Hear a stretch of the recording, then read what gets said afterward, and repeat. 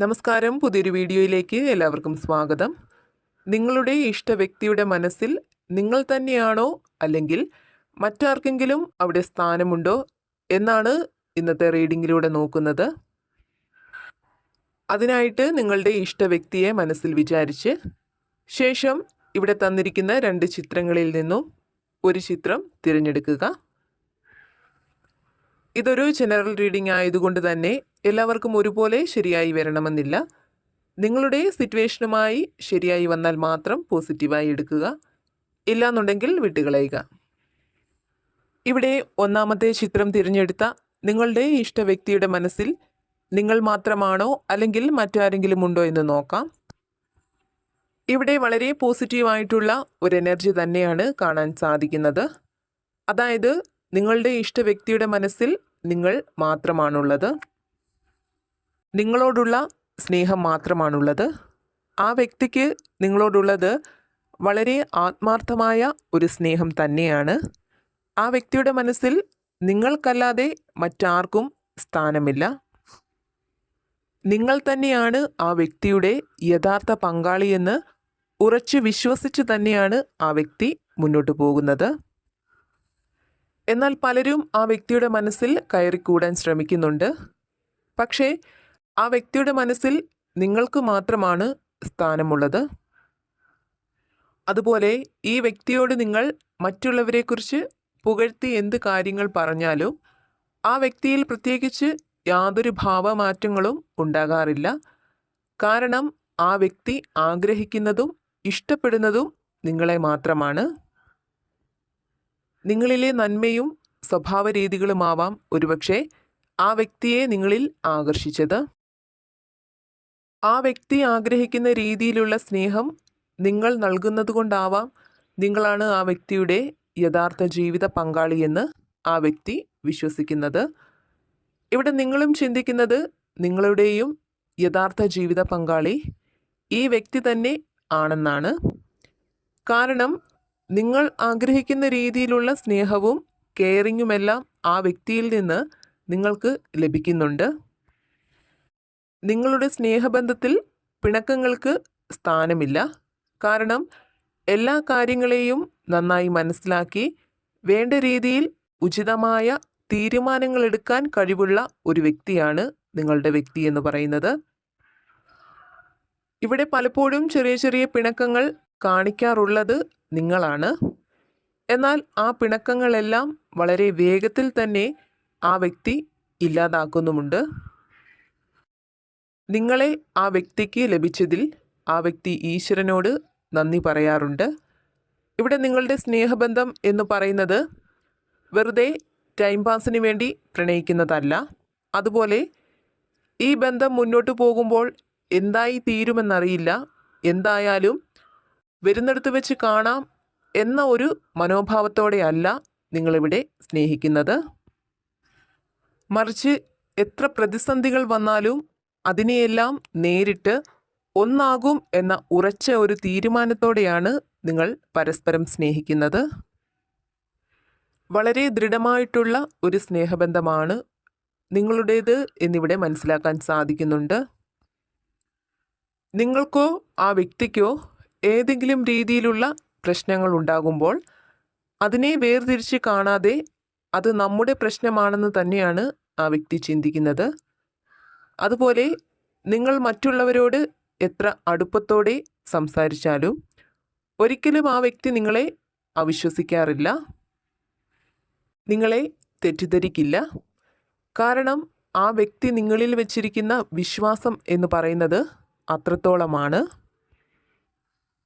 നിങ്ങൾ ആ വ്യക്തിയെ ഒരു രീതിയിലും ചതിക്കില്ല. നിങ്ങളുടെ സ്നേഹം ആത്മാർത്ഥമാണ് എന്ന് ആ വ്യക്തി അടിയുറച്ച് വിശ്വസിക്കുന്നുണ്ട്. അതുപോലെ നിങ്ങളെ വിഷമിപ്പിക്കുന്ന ഒരു കാര്യങ്ങളും ആ വ്യക്തി പറയാറില്ല, ചെയ്യാറുമില്ല. കാരണം നിങ്ങളെപ്പോഴും സന്തോഷത്തോടെ ഇരിക്കുന്നത് കാണാനാണ് ആ വ്യക്തി ആഗ്രഹിക്കുന്നത്. നിങ്ങളെ തമ്മിൽ ദൈവമായി കൂട്ടിച്ചേർത്തതാണ് എന്ന് തന്നെ പറയാം. കാരണം നിങ്ങളിലെ നന്മ ദൈവം തിരിച്ചറിയുന്നു. അതുകൊണ്ട് തന്നെയാവാം ഇതുപോലൊരു വ്യക്തിയെ പരിചയപ്പെടാനും നിങ്ങൾക്ക് ഇത്രമാത്രം അടുക്കാനും സാധിച്ചത്? ഒരു പക്ഷേ ദൈവനിയോഗം നിങ്ങൾ ഒരുമിക്കണം എന്ന് തന്നെയാവാം. എന്തായാലും ആ വ്യക്തിയുടെ മനസ്സിൽ നിങ്ങൾക്ക് മാത്രമാണ് സ്ഥാനമുള്ളത്. നിങ്ങളിലാണ് ഇപ്പോൾ ആ വ്യക്തി എല്ലാ സന്തോഷവും കണ്ടെത്തുന്നത്. ഇനി രണ്ടാമത്തെ ചിത്രമാണ് നിങ്ങൾ തിരഞ്ഞെടുത്തതെങ്കിൽ നിങ്ങളുടെ ഇഷ്ട വ്യക്തിയുടെ മനസ്സിൽ നിങ്ങൾക്ക് മാത്രമാണോ അല്ലെങ്കിൽ അവിടെ മറ്റാർക്കെങ്കിലും സ്ഥാനമുണ്ടോ എന്ന് നോക്കാം.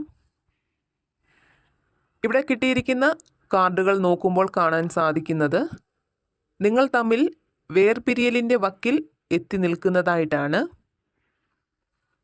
അതായത് തേർഡ് പാർട്ടിയുടെ സാന്നിധ്യം ഇവിടെ കാണാൻ സാധിക്കുന്നുണ്ട്. മൂന്നാമതൊരാളുടെ ബുദ്ധിപരമായ നീക്കങ്ങളിലൂടെ നിങ്ങളിൽ നിന്നും ആ വ്യക്തിയെ അകറ്റുന്നതായിട്ട് ഇവിടെ കാണുന്നുണ്ട്. 80% ഇവിടെ വിവാഹിതരായ ആളുകളെയാണ് കാണുന്നത്. നിങ്ങൾ ആ വ്യക്തിയെ ആത്മാർത്ഥമായി സ്നേഹിച്ചു. പല സന്ദർഭങ്ങളിലും നിങ്ങളാൽ കഴിയുന്ന സഹായങ്ങൾ ആ വ്യക്തിക്ക് നിങ്ങൾ ചെയ്തു കൊടുത്തു. ആ വ്യക്തിയുടെ പ്രശ്നങ്ങൾ നിങ്ങളുടെ പ്രശ്നങ്ങളായി കണ്ട് നിങ്ങളാൽ കഴിയുന്ന പല സഹായങ്ങളും ചെയ്തു കൊടുത്തു.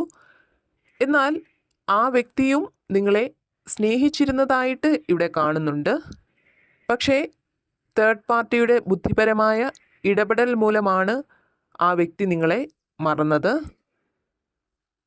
ഒരുപക്ഷെ മൂന്നാമതൊരാൾ നിങ്ങളെക്കുറിച്ച് തെറ്റായ രീതിയിൽ ആ വ്യക്തിയോട് പറഞ്ഞ് ധരിപ്പിച്ചതുകൊണ്ടാവാം ആ വ്യക്തി നിങ്ങളിൽ നിന്നും അകന്നത്. ഇവിടെ നിങ്ങളെ ആ വ്യക്തി സ്നേഹിച്ചിരുന്നെങ്കിലും അതൊരു നിഷ്കളങ്കമായ ആത്മാർത്ഥമായ ഒരു സ്നേഹമായിട്ട് കാണാൻ കഴിയുന്നില്ല.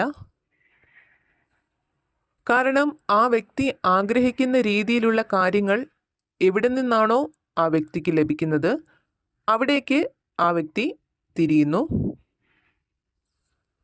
കൂടാതെ നിങ്ങളാണ് ആ വ്യക്തിയെ ചതിച്ചതെന്ന് വരെ മൂന്നാമതൊരാൾ ആ വ്യക്തിയെ ധരിപ്പിച്ചിട്ടുണ്ടാവാം. എന്നാൽ എത്ര നിങ്ങളെ ആ വ്യക്തി അവഗണിച്ചാലും വേദനിപ്പിച്ചാലും നിങ്ങൾക്ക് ആ വ്യക്തിയെ മറക്കാൻ സാധിക്കുന്നില്ല. ഇപ്പോഴും നിങ്ങൾ ആ വ്യക്തിയുടെ മടങ്ങിവരവിനായിട്ട് കാത്തിരിക്കുകയാണ്. മനസ്സിന് വലിയ കട്ടിയില്ലാത്ത ചെറിയ കാര്യങ്ങൾക്ക് പോലും മനസ്സ് വേദനിക്കുന്ന നിങ്ങൾക്ക് മുന്നിൽ വന്നു നിൽക്കുന്നവരെല്ലാം നല്ലവരാണ് എന്ന് ചിന്തിക്കുന്ന ഒരു വ്യക്തിയാണ് നിങ്ങൾ. അതുകൊണ്ട് തന്നെ നിങ്ങളെ ആരെന്തു പറഞ്ഞാലും അല്ലെങ്കിൽ നിങ്ങളെ ആരെങ്ങനെ ചതിച്ചാലും നിങ്ങൾക്കൊരിക്കലും അവരോട് ഒരു തരത്തിലുമുള്ള വെറുപ്പ് തോന്നാറില്ല. അത്രയ്ക്കും നിഷ്കളങ്കമായ ഒരു മനസ്സിനുടമയാണ് നിങ്ങൾ. അതുകൊണ്ട് തന്നെയാണ് നിങ്ങളുടെ സ്നേഹബന്ധത്തെ തള്ളിക്കളഞ്ഞ ആ വ്യക്തിക്ക് വേണ്ടി നിങ്ങൾ ഇപ്പോഴും കാത്തിരിക്കുന്നത്.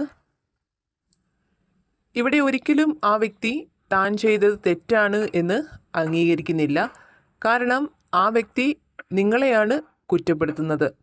മൂന്നാമതൊരാൾ ആ വ്യക്തിയെ സ്വാധീനിച്ചെങ്കിൽ അതിന് കാരണം നിങ്ങളാണെന്നാണ് ആ വ്യക്തി അവകാശപ്പെടുന്നത്. ഒരുപക്ഷെ ആ ഒരു തേർഡ് പേഴ്സൺ വളരെ മോശമായിട്ടായിരിക്കാം നിങ്ങളെക്കുറിച്ച് ആ വ്യക്തിയോട് ധരിപ്പിച്ചിരിക്കുന്നത്. നിങ്ങളുടെ ജീവിതത്തിലേക്ക് ആ വ്യക്തിയുടെ മടങ്ങിവരവ് കാണാൻ സാധിക്കുന്നില്ല.